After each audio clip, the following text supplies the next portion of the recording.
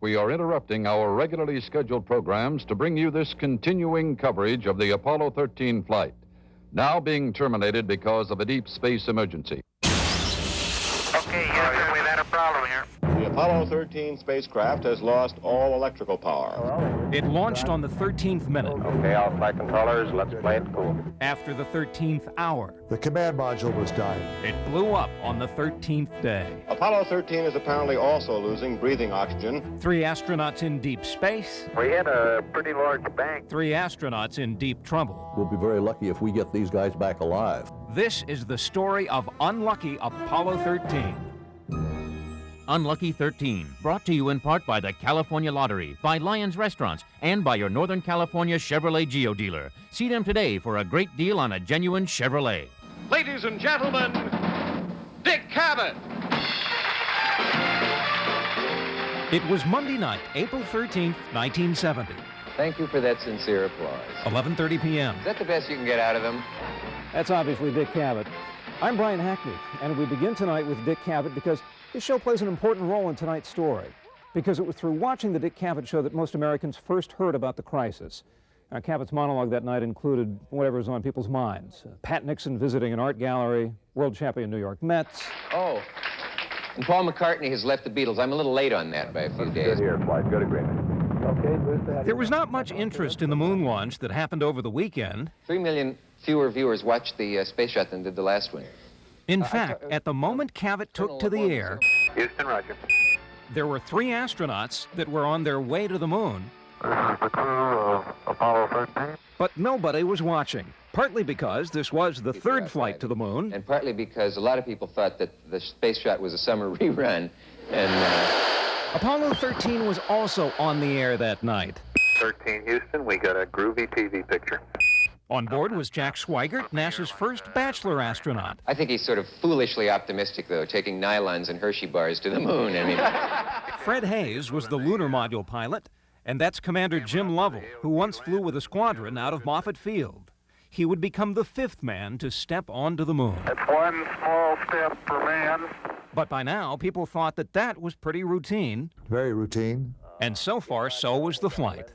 I'd characterize it as ops normal. That's Flight Director Gene Kranz. Yes, sir. Everything was really cooking along. The bad news was that not a single network carried Apollo's live broadcast. All right. NBC correspondent Roy Neal was one of the few people in Houston who even saw it. The astronauts were giving me a hard way to go. Why doesn't television cover everything we do? And I said, the answer is very simple. What you're doing right now in space is pretty dull. That was about to change. This is the crew of Apollo 13. Wish everybody there a nice evening. Minutes after the end of their live broadcast, the crew got a routine request from Houston. 13, we've got one more item for you when you get a chance. We'd like it to stir up your cryo tanks. That simple request to stir up their liquid oxygen tanks changed everything. Okay, stand by. say, Mrs. Nixon was in town. At 11:33 p.m. Monday night, the space flight that had captured no one's attention Here is a special report on Apollo 13. suddenly captured everyone's. The Apollo 13 spacecraft has suffered a major electrical failure, leaving the astronauts in no immediate danger but ruling out any chance of any lunar landing as of now. Within seconds of stirring the tanks, something on board had gone terribly wrong. Okay, Houston, we've had a problem here. This is Houston. Say again, please. Houston, we've had a problem. The crew reported a loud bang and a shudder. The command module was dying. Okay, stand by, 13. We're looking at it. The spacecraft suddenly lost power. Then they lost 2 of their 3 fuel cells, and then the fuel for the fuel cells. The spacecraft was losing oxygen. Okay, well, let's make sure we don't blow the whole mission. They were 200,000 miles from Earth. I personally started thinking survival. Because every time we turned around, things were getting worse. With spacecraft systems collapsing around him, Commander Lovell looked out the window. Now, looks to me you're looking out the hatch, so we are venting something. We are venting something out into space. That something was their oxygen supply. Well, then that's when the old leaden weight went down to the bottom of my stomach, you know, and I knew that we were in deep trouble. I knew that we were, our chances of survival were very slim. They were 200,000 miles from Earth, They were living in Odyssey, a car-sized command module. Attached to its nose was Aquarius, the lunar lander that would take them to the surface of the moon. On its back was the service module, the power plant for the spacecraft. That's where the problem was. There were supposed to be 2 oxygen tanks. One had simply disappeared. The other tank was leaking fast. For power, they had 3 fuel cells. 2 were totally dead.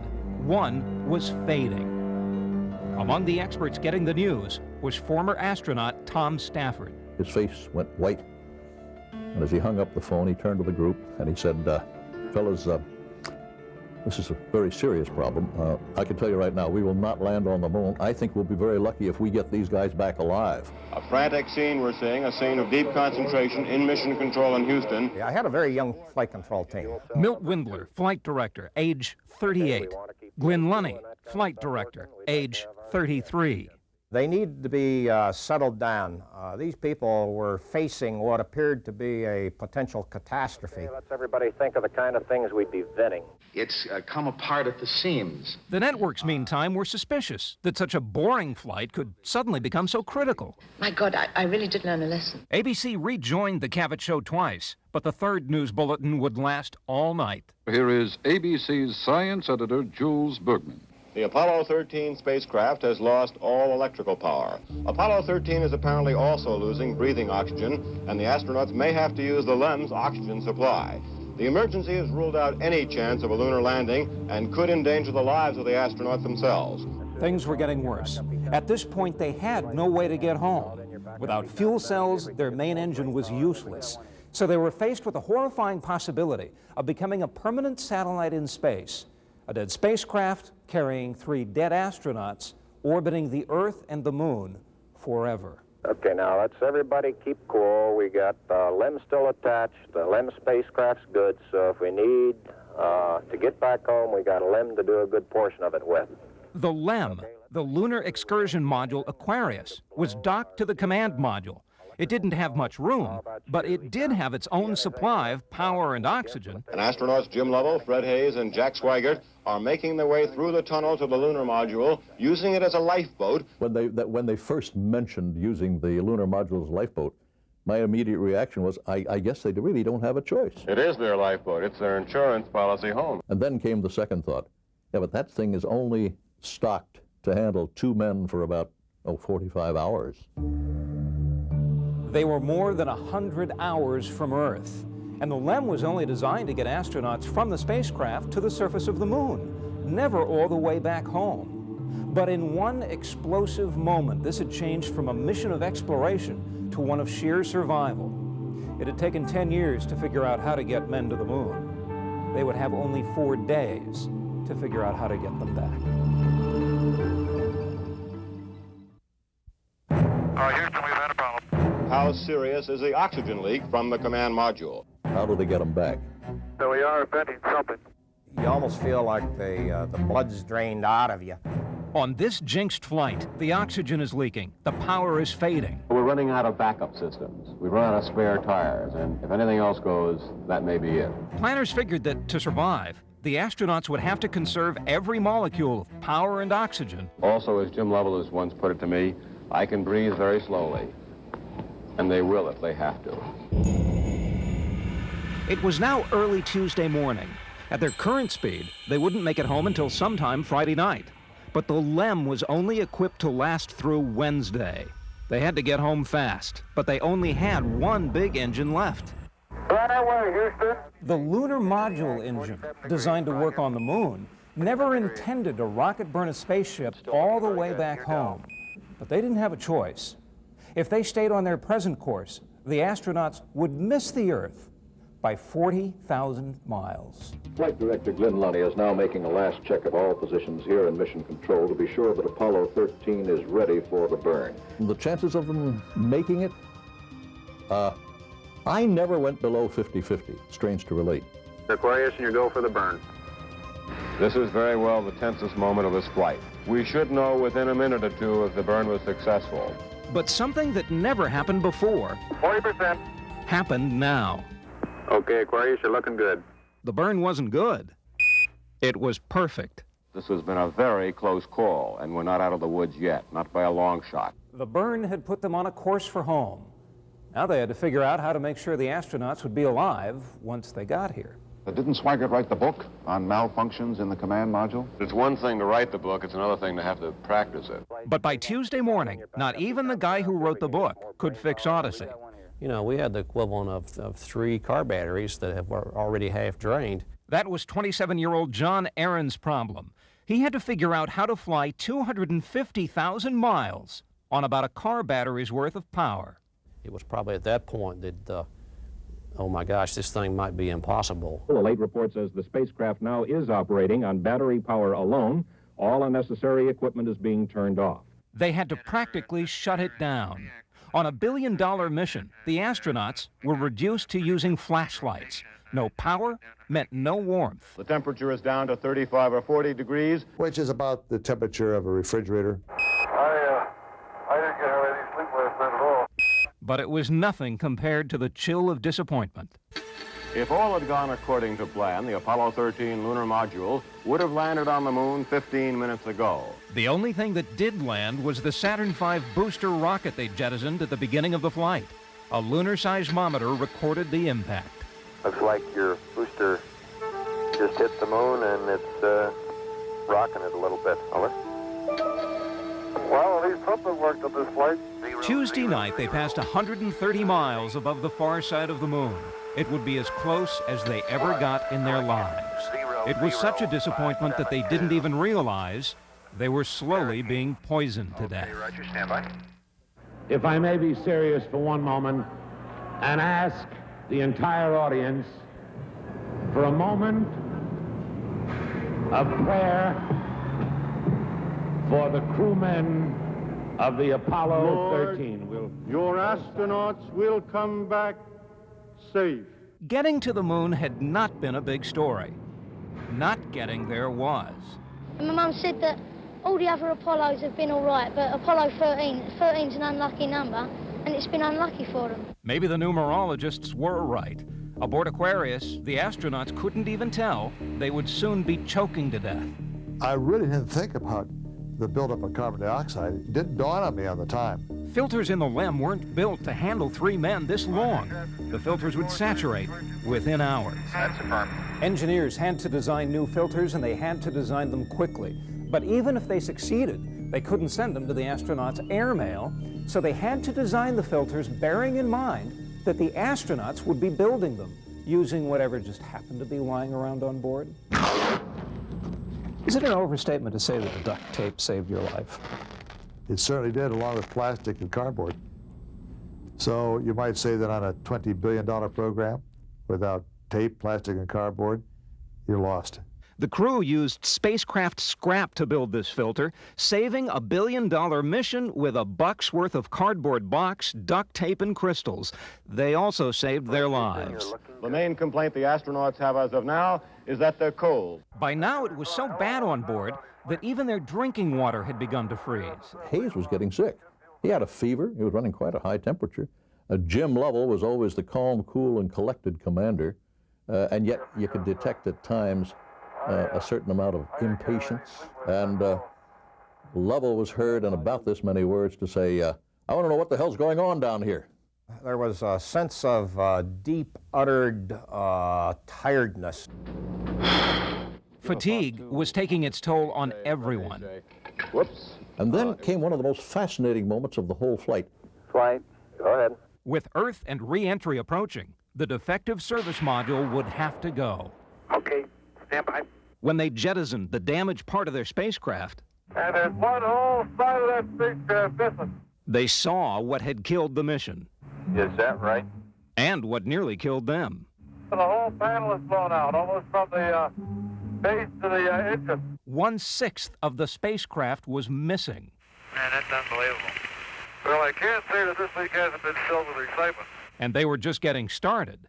Now 7 o'clock on Friday morning, splashdown was only 5 hours away. These men had figured answers to every crisis that emerged during the past 72 hours. But now they were faced with a question they could not answer. What condition is the heat shield in? We didn't know the condition of our heat shield. Their lives depend on that heat shield. You've been aware of the risks, and they've always been present. They always will be present. But if there are holes in it, there could be grave trouble. The mysterious explosion that had blown away 2 oxygen tanks could also have blown away a part of the heat shield. They had no way of knowing, but they also had no choice. Where else were they going to go? They were headed toward home, ready or not. This is Frank Reynolds with Jules Bergman at ABC Space Headquarters in New York. We are less than 2 hours and 30 minutes away from splashdown in the Pacific now. It is due to take place at 1:07 Eastern Standard Time this afternoon. You going to be standing by for splashdown this afternoon? Yes, we certainly will be. They were watching in New York. I sure am. They were listening in Vietnam. American soldiers have, I think, just about as many transistor radios as they have rifles. The astronauts were battling fatigue. They got no sleep at all last night. But more than just the astronauts would have to be awakened for re-entry. That's affirmed. They've already started the power-up of the command module. Let's listen to the air-to-ground conversation. The command module, Odyssey, dead since Monday night, would now have to be brought back to life. Was it going to work? It had been lying empty and at a relatively low temperature for quite some time. Clock start, right? Powering it up would take days on the launch pad. They only had 2 hours, and it had never been done before in space. And they were boxed in because we were coming back ready or not. And so 3 astronauts, Awakened from a tortured few hours of sleep, barely able to hear Houston, the communications from Aquarius and Odyssey are still quite scratchy. had to be ready for splashdown. Hang in there, it won't be long. They never gave up. They hung in there all the way. The power-up worked perfectly. Okay, press on, Fred. Now inside the warming command module, the astronauts would have to cut loose the lunar module that had saved their lives. And that's when the final act of this drama will unfold. Let's get it. Okay, copy that. Farewell, Aquarius, and we thank you. In 1 hour, the life-saving LEM would be superheated by atmospheric friction and burn like a cinder high above Earth. There was real concern the same thing would happen to Lovell, Swigert, and Haise. As Odyssey smashed into the Earth's atmosphere at 24,000 miles an hour, the bottom of the craft would bake at a temperature of 5,000 degrees. The heat shield was designed to protect them. What condition is the heat shield in? Their lives depend on that heat shield. The period of blackout should have begun about 20-some-odd seconds ago. There are 4.5 minutes of every re-entry when communication is lost. For the millions waiting, this 4 minutes was an eternity. Apollo 13 should have entered the Earth's atmosphere at this time. That was the toughest time of the mission for me, because there was nothing more we could do. Less than 10 seconds now. We will attempt to contact Apollo 13. The game had been played out, all the hands had been played out. It was now in the hands of the gods as to whether the crew would get home. Odyssey, Houston, standing by, over. At the moment Houston should have established contact, they heard nothing. Apollo 13 should be out of blackout at this time. Then they heard 2 words. Okay, go. It was the voice of astronaut Jack Swigert. Okay, we read you, Jack. Hey, there it is. There it is. Just as the 3 main chutes billow open. A beautiful shot. Great. A beautiful shot. Odyssey, Houston, we show you on the mains. It really looks great. They came right down on target. Their chutes all opened right on time. They've broken out the cigars. They had not come back with priceless rocks from the moon. I hereby declare that this was a successful mission. The mission itself, of course, was a failure. But they had come back with their lives. I relate this a lot like playing the game of solitaire. You pull up a card, which is a crisis. If you can put the card someplace in the game of solitaire, the game continues to go on. It's only when you pull up the card and there's no other place to put it that the game is over. Fortunately, in Apollo 13, we never got to that point. It remains the last time that a space flight so captured the attention of the world.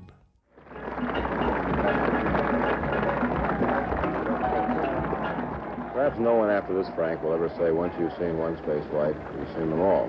Afterward, not even the astronauts saw much of a future in space. Within months, Jim Lovell left NASA and went to work for a towing company. Fred Haise went to work for the company that built the lunar lifeboat. Jack Swigert ran for the Senate and lost. In 1980, he ran for Congress and won. I am looking forward to the new challenge that my life is going to entail. But just before the election, he was diagnosed with lymphoma. 3 days before his inauguration, Jack Swigert died. But the story doesn't end there.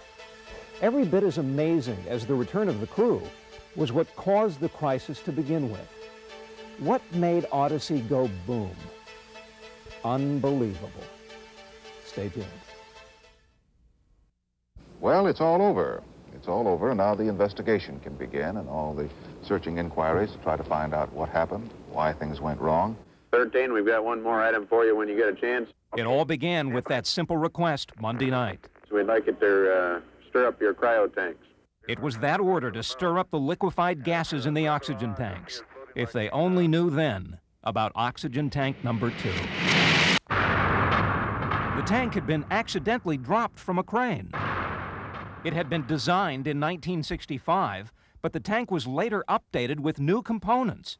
But they left this old thermostat inside. 3 separate design reviews didn't catch the mistake. While Apollo 13 was sitting on the launch pad, the oxygen tank was heated to blow off liquids. The temperature was never supposed to exceed 80 degrees. But contacts on the old thermostat inside the tank fused together. So the temperature went past 80, past 250, past 500.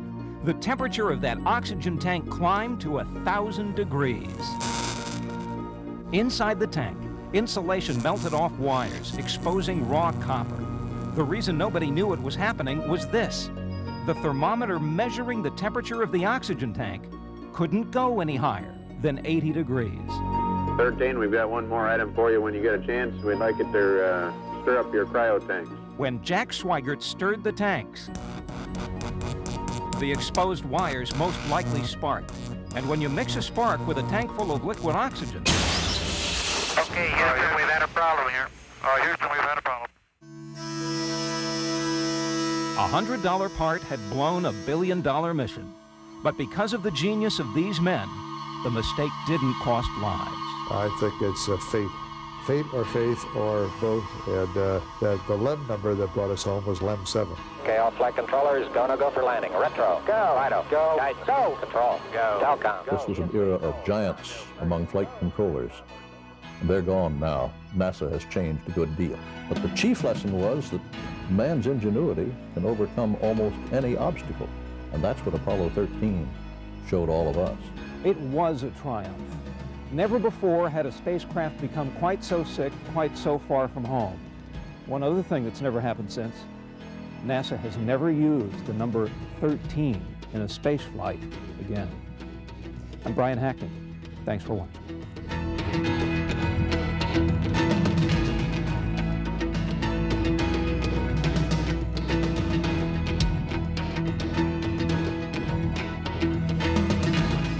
Unlucky 13 has been brought to you in part by the California Lottery, by Lyons Restaurants, and by your Northern California Chevrolet Geo dealer. See them today for a great deal on a genuine Chevrolet.